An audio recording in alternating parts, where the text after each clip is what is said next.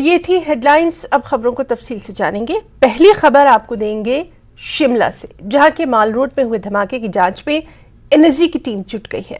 इसमें आज एनएसजी के उच्च अधिकारी, कमांडोज और डॉग स्क्वाड के साथ घटनास्थल पर तमाम लोग पहुंचे। पूरे इलाके को सील कर दिया गया है। बीते मंगलवार को हिमाचली रसोई रेस्टोरेंट के अंदर यह धमाका हुआ था। इसको देखते हुए एनएसजी की टीम ने जांच के लिए रेस्तोरेंट के अंदर से तो सैंपल लिया ही, साथ ही रेस्टोरेंट के स्टोर रूम जो कि थोड़ी दूर पर ही स्थित है, वहां से भी सैंपल कलेक्ट किए हैं। अब तमाम जांच जारी है।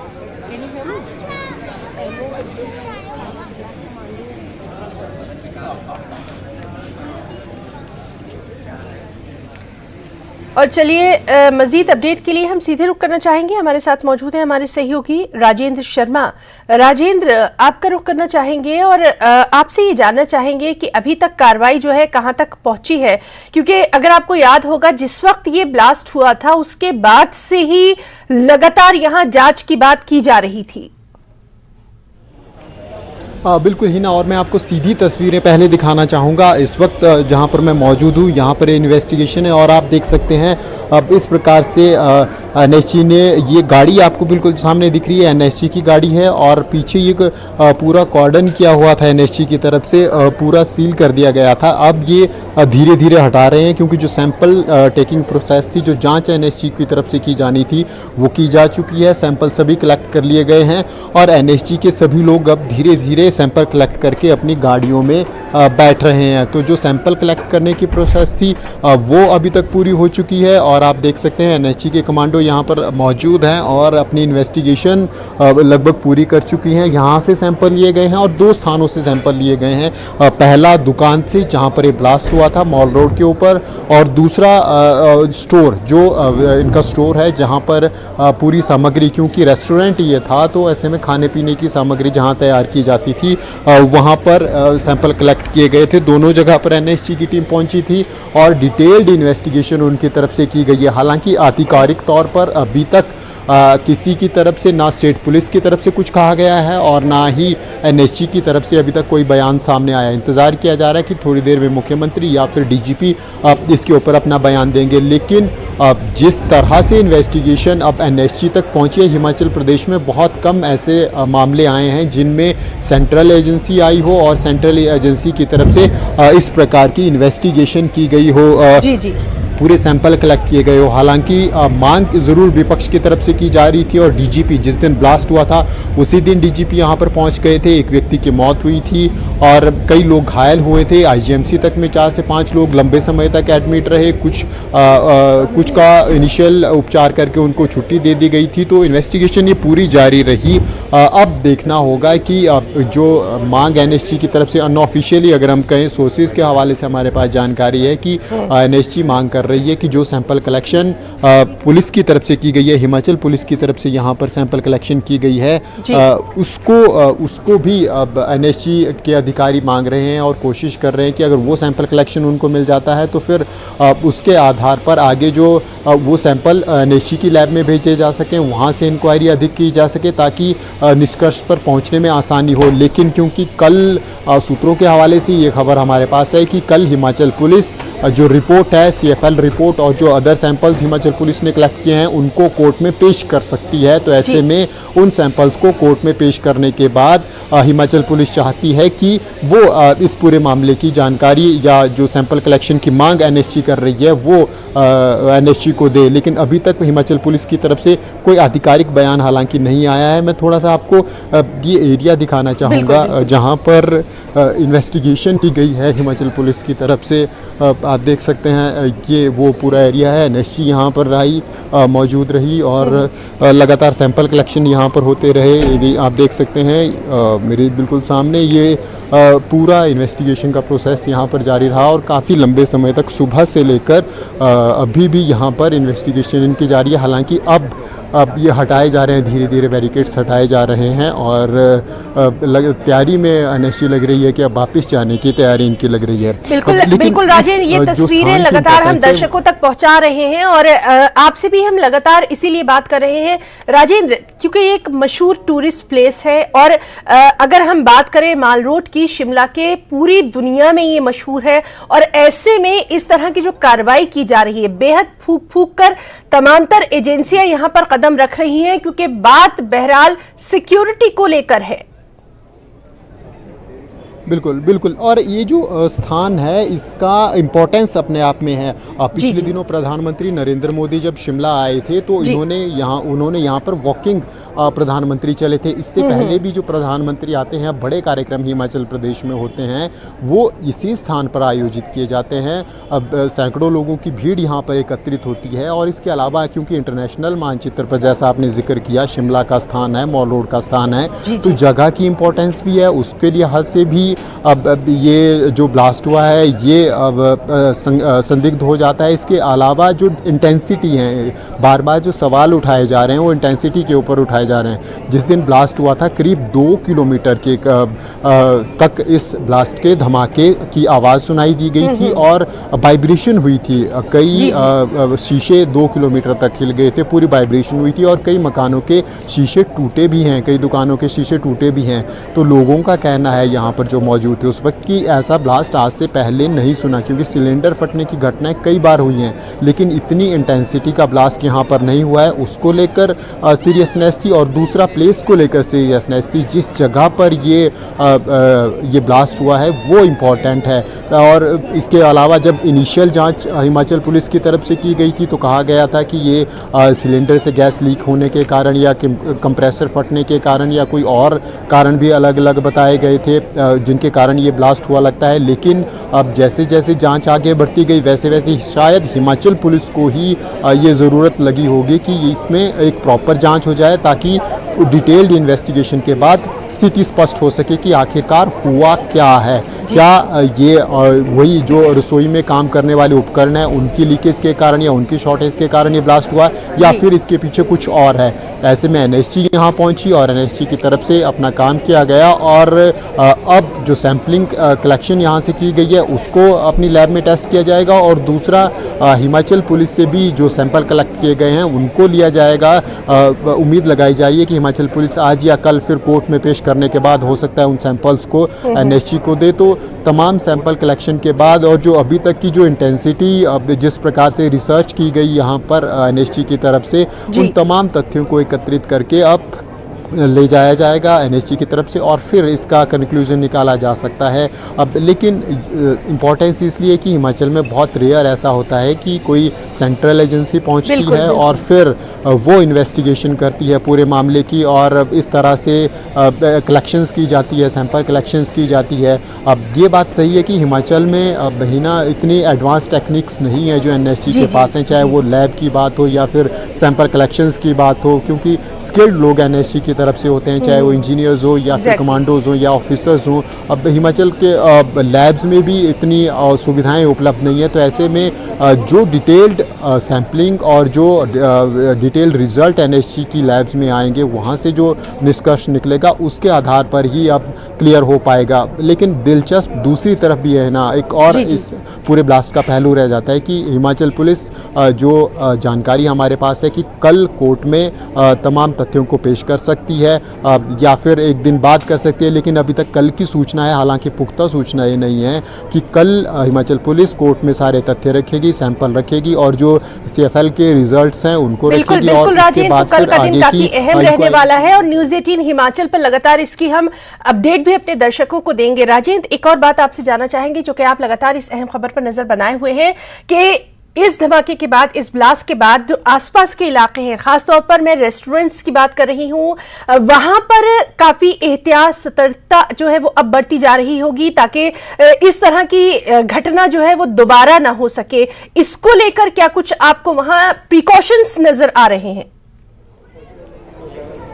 बिल्कुल ही ना, बेसिक प्रिकॉशंस ज़रूर लिए जा रहे हैं, लेकिन अब जो स्थानीय लोगों की मांग है वो यही है कि वेंटिलेशन बहुत इंपॉर्टेंट है, चाहे वो हवा के वेंटिलेशन की बात हो या फिर आउटलेट्स की बात हो, किचन से अब जो अलग अलग प्रकार के पानी या अन्य चीज़ें निकलती हैं उसको लेकर, सिक्योरिटी मेजरमेंट को लेकर लगातार सवाल उठ रहे हैं, क्योंकि इस लगभग 1.5 किलोमीटर के एरिया के अंदर अधिकतर जो दुकानें हैं वो रेस्टोरेंट्स और ढाबे ही हैं। ये बड़ी बात है। तो ऐसे में अगर ब्लास्ट होता है और वो चेन बन जाती है ब्लास्ट की, तो फिर बड़ी दिक्कत होगी, क्योंकि एक के बाद एक सटे हुए रेस्टोरेंट और ढाबे हैं। अब या तो एक रेस्टोरेंट के ऊपर दूसरा रेस्टोरेंट है या तो फिर साथ में है। तो ऐसे में अब डर लोगों को सता रहा है कि अगर जो परमिशंस दी गई है रेस्टोरेंट्स की और ढाबे की, उनकी डिटेल जो मापदंड है उनके ऊपर इंक्वायरी होनी चाहिए कि क्या वहाँ पर आउटलेट और जो अन्य सिक्योरिटी के मेजरमेंट्स हैं वो पूरे हैं या फिर बिना मेजरमेंट के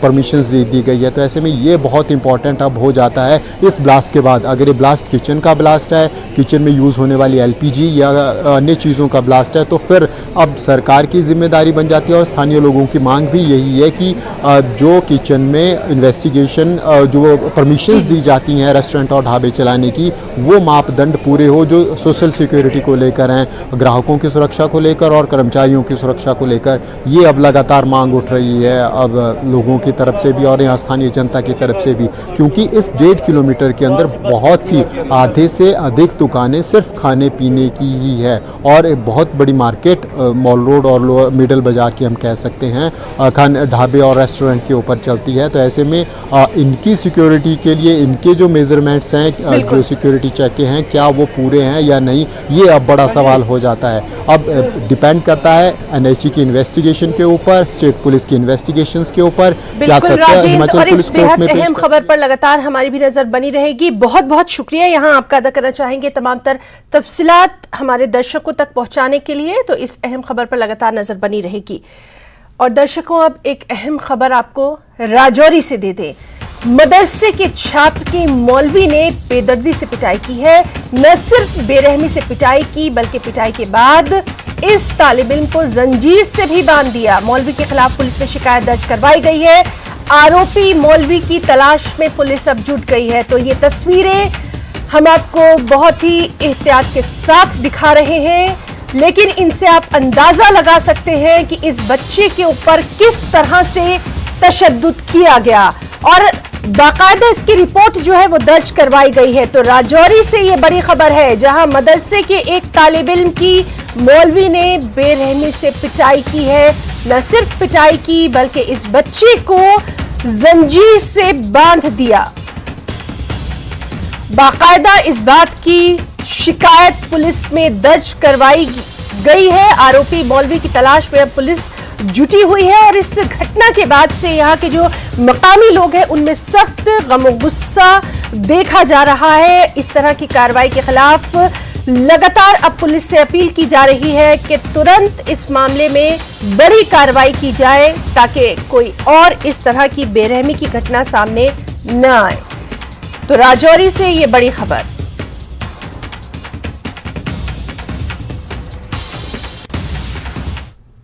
यहां रुकना चाहेंगे एक छोटी सी ब्रेक के लिए। और 5 का पंच में एक और अहम खबर। जम्मू में आरएसएस की समन्वय बैठक हो रही है। इसकी अध्यक्षता आरएसएस के सह सर कार्यवाह डॉक्टर कृष्ण गोपाल कर रहे हैं। इस बैठक में डॉक्टर कृष्ण गोपाल संघ परिवार के सभी संगठनों से कामकाज की जानकारी ले रहे हैं। बैठक में जम्मू कश्मीर में बीजेपी के प्रदर्शन पर भी चर्चा हो रही है। बता दें कि आरएसएस की इस बेहद अहम बैठक में विश्व हिंदू परिषद, सनातन धर्म सभा, एबीवीपी, सेवा भारती, विद्या भारती, जम्मू कश्मीर अध्ययन केंद्र, धर्म जागरण मंच सहित संघ परिवार के 1 दर्जन से अधिक संगठनों के प्रमुख पदाधिकारी मौजूद हैं।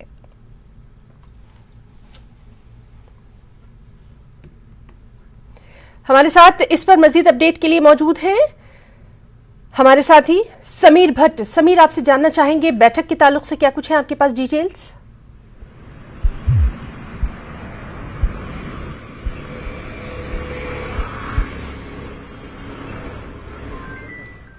तो समीर भट्ट से हम बात करने की कोशिश कर रहे हैं और इस अहम बैठक के ताल्लुक से उनसे हम अपडेट लेंगे। आपको बता दें कि जम्मू में आरएसएस की समन्वय बैठक हो रही है और इसकी अध्यक्षता आरएसएस के सह सरकार्यवाह डॉक्टर कृष्ण गोपाल कर रहे हैं। सबसे अहम ये कि इस बैठक में जम्मू कश्मीर में बीजेपी के प्रदर्शन पर भी चर्चा की जा रही है, क्या कुछ रणनीति रहेगी उस पर भी चर्चा की जा रही है। और इसमें विश्व हिंदू परिषद, सनातन धर्म सभा, एबीवीपी, सेवा भारती, विद्या भारती, जम्मू कश्मीर अध्ययन केंद्र, धर्म जागरण मंच सहित संघ परिवार के 1 दर्जन से अधिक संगठनों के प्रमुख पदाधिकारी मौजूद हैं। एक बार फिर से हम बात करने की कोशिश करेंगे। समीर, आपसे जानना चाहेंगे इस बैठक के ताल्लुक से क्या कुछ है आपके पास डिटेल्स?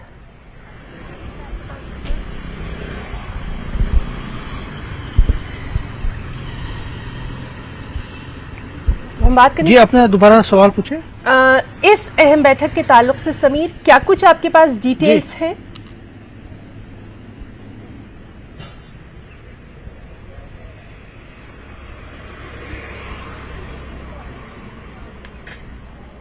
समीर, अगर आप मुझे सुन पा रहे हैं तो आपसे हम जानना चाहेंगे, आरएसएस की समन्वय बैठक यहां पर हो रही है, क्या कुछ आपके पास इसके ताल्लुक से जानकारी है? तो समीर से हम बात करने की कोशिश कर रहे हैं। सबके बीच में हम आपको बता दें कि बैठक में जम्मू कश्मीर में बीजेपी के प्रदर्शन पर खास चर्चा हो रही है और रणनीति पर गौर खौज किया जा रहा है। ये बेहद अहम बैठक मानी जा रही है। इस बैठक में डॉक्टर कृष्ण गोपाल संघ परिवार के सभी संगठनों से कामकाज की जानकारी ले रहे हैं। विश्व हिंदू परिषद यानी वीएचपी, सनातन धर्म सभा, एबीवीपी, सेवा भारती, विद्या भारती, जम्मू कश्मीर अध्ययन केंद्र, धर्म जागरण मंच सहित संघ परिवार के 1 दर्जन से अधिक संगठनों के तमाम प्रमुख पदाधिकारी मौजूद हैं। तो बेहद अहम बैठक जिसके ताल्लुक से हम बात करने की कोशिश कर रहे हैं। हमारे साथ हमारे सहयोगी समीर भट्ट मौजूद हैं और उन्हीं से हम जानने की कोशिश कर रहे हैं कि इस बैठक में किस तरह से अभी क्या कुछ उनके पास जानकारी है। एक बार फिर से बात करने की कोशिश करेंगे। समीर, अगर आप मुझे सुन पा रहे हैं तो इस अहम बैठक की जो हम बात कर रहे हैं, आरएसएस की समन्वय बैठक, बेहद अहम इसको माना जा रहा है। बाकायदा रणनीति इस बैठक पे तैयार की जा रही है, क्या कुछ है आपके पास अपडेट डिटेल्स? देखिए, मैं आपको बता दूं हिना, पिछले 3 घंटे से लगातार मीटिंग चल रही है आरएसएस के इस मुख्यालय में। ये केशव भवन है। मीडिया क्योंकि अंदर जाने नहीं दी जाती। आरएसएस के जो जितनी भी मीटिंग्स होती हैं वो इंडोर होती हैं, लेकिन जितना हमें पता चला है कि तकरीबन 12 संघ परिवार की जो ऑर्गेनाइजेशन जम्मू कश्मीर में है और लद्दाख में है, उनके जो हेड्स हैं वो यहाँ पे उनकी मीटिंग चल रही है डॉक्टर कृष्ण गोपाल के साथ, जो कि तीसरे नंबर पे माने जाते हैं आरएसएस हायरार्की में। अगर हम बात करें तो वो कल शाम को भी पहुंचे थे, सुबह भी उन्होंने मीटिंग की जिसमें लद्दाख के भी जो लीडर्स थे यहाँ पे मुख्तलिफ, और उनकी अभी भी मीटिंग हो रही है। तो लगातार मीटिंग का दौर चल रहा है। बीजेपी से सभी शीर्ष नेता, जिस तरह हमने पहले भी कहा, डॉक्टर जितेंद्र सिंह, रविंद्र रैना, अशोक कौल, जुगल किशोर शर्मा, कविंद्र गुप्ता, निर्मल सिंह, जितने भी लीडर है वो इस वक्त यहाँ पे उनके साथ मीटिंग कर रहे हैं। लगातार मीटिंग चल रही है और जो हम बार बार कह रहे हैं कि जो मीटिंग इसलिए भी इम्पोर्टेंट है क्योंकि आरएसएस अपना जाल फैलाना चाहती है, अपना विस्तार करना चाहती है। जम्मू कश्मीर में भी पार्टी जो है, खासकर कश्मीर वैली में और जहां जहां पे वो अभी कमजोर है, वहां पे भी लोगों को मुख्यधारा में लाने के लिए वो कोशिश कर रही है, अपने साथ लाने की कोशिश कर रही है। आरएसएस के बारे में जितनी गलतफहमियां लोगों में है उसको दूर करने की कोशिश कर रही है। और जो वेलफेयर स्कीम, देखिए आरएसएस की मुख्तलिफ वेलफेयर स्कीम चलती हैं, चाहे लेडीज के लिए है, बच्चों के लिए है, बुजुर्गों के लिए है। जगह जगह पे जो गांव में खासकर उनकी शाखाएं चलती हैं, वेलफेयर स्कीम चलती हैं, तो उन वेलफेयर स्कीम का फायदा लोगों तक पहुंचे, उसमें ये जो ऑर्गेनाइजेशन है, जो संघ परिवार के ऑर्गेनाइजेशन, वो किस तरह से अपना एक रोल अदा कर सकती है, उसके पर मंथन हो रही है। और कोऑर्डिनेशन, समन्वय, जो मीटिंग चल रही है वो समन्वय एक दूसरे के प्रति एक साथ मिलके आगे बढ़ने की जो कोशिश है वो आरएसएस चाहती है सभी जो संघ परिवार के जो लोग हैं वो करें। और खासकर बीजेपी के लिए, क्योंकि बीजेपी में पिछले कई दिनों से ऐसी खबरें हैं कि मतभेद चल रहा है लीडरशिप के मसले पे, या बीजेपी आरएसएस को लगता है कि उस हिसाब से काम नहीं कर रही है जिस हिसाब से वो चाहती है।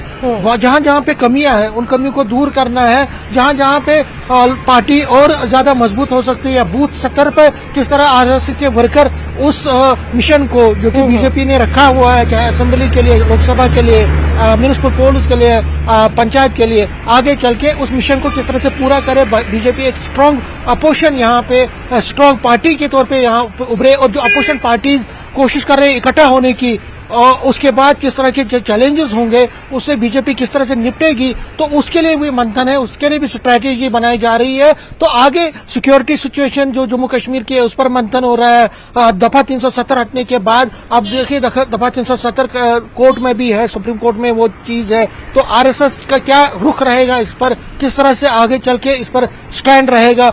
बाकी जितने भी इश्यूज हैं, चाहे वो आप देख लीजिए इस वक्त प्रॉपर्टी टैक्स का जम्मू कश्मीर में इश्यू है, या बाकी जितने भी इश्यूज हैं उस पर बीजेपी जो है बैकफुट पर है। तो किस तरह से पार्टी किस तरह से एक नीति अपनाई जाए, कौन सी पॉलिसी अपनाई जाए ताकि आरएसएस भी मजबूत हो, बीजेपी के जो संघ परिवार के जो लोग हैं, जो आउटफिट्स हैं वो भी मजबूत हो, और पार्टी यहाँ पे एक अच्छा रोल करे बीजेपी के हवाले से। जी ना, बिल्कुल समीर, जिस तरह से आप बता रहे हैं कि बेहद अहम ये बैठक मानी जा रही है और इसमें तमाम अहम प्रांतों के जो प्रमुख हैं वो शामिल हैं। समीर, हमने लगातार ये देखा है कि बीजेपी की हमेशा से ये एक रणनीति रही है कि कहीं पर भी इलेक्शन होता है उससे बहुत पहले ग्राउंड लेवल पर ही वहां पर काम शुरू हो जाता है, बूथ लेवल से ही वहां पर लोगों को जोड़ने की कोशिश जो है वो शुरू हो जाती है।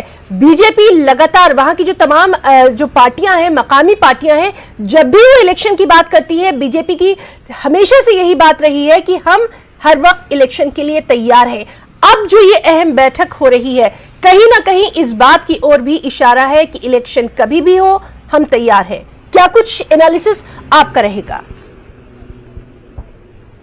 बिल्कुल आपने सही कहा, बीजेपी हमेशा तैयार रहती है, और संघ भी जो आरएसएस है उसने भी अपने कैडर को बिल्कुल तैयार रखा हुआ है। जम्मू कश्मीर में किसी भी वक्त इलेक्शन हो सकते हैं, ये हमें पता है कि इस वक्त कोई ऐसी चर्चाएं नहीं है कि असेंबली इलेक्शन हो, लेकिन इलेक्शन कमीशन और जो है कभी भी अनाउंस कर सकता है। इस पर कोई हम ये कह सकते हैं कि कोई भी हम इस पे भरोसा नहीं करेंगे कि इस साल नहीं होंगे, इस साल भी हो सकते हैं, अगले साल भी हो सकते हैं, कभी भी हो सकते हैं। तो पार्टी जो है बीजेपी तैयार रह रही है, और आरएसएस चाहती है कि पार्टी जो उनके जो संघ परिवार के जितने भी ऑर्गेनाइजेशंस हैं उनकी जो वर्कर है, एक्टिविस्ट हैं, वो जमीनी सतह पर बीजेपी की जो मिशन 50+ है असेंबली का, और मिशन जो रखा है कि लोकसभा की सब सीटें जीतनी है जम्मू कश्मीर में और लद्दाख में, उसको किस तरह से हदफ को पूरा किया जाए, और असेंबली और म्युनिसिपल और पंचायत पोल्स में पहले से अच्छी बिल्कुल समीर, तो बेहद अहम बैठक है ये। इस पर लगातार हम आगे भी आपसे अपडेट लेकर अपने दर्शकों तक पहुंचाते रहेंगे, और जिस तरह से आपने बताया कि 3 घंटे से ज्यादा हो गया और ये बैठक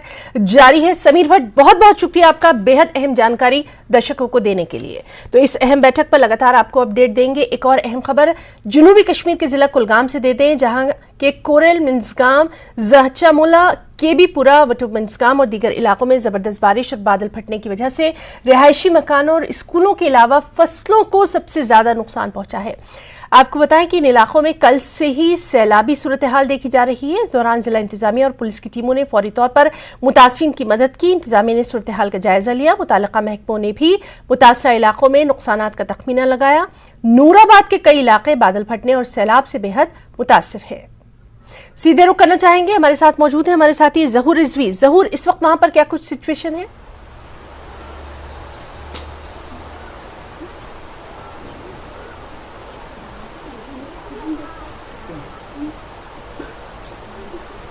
जहूर, अगर आप मुझे सुन पा रहे हैं तो इस वक्त की सूरत हाल आपसे जानना चाहेंगे।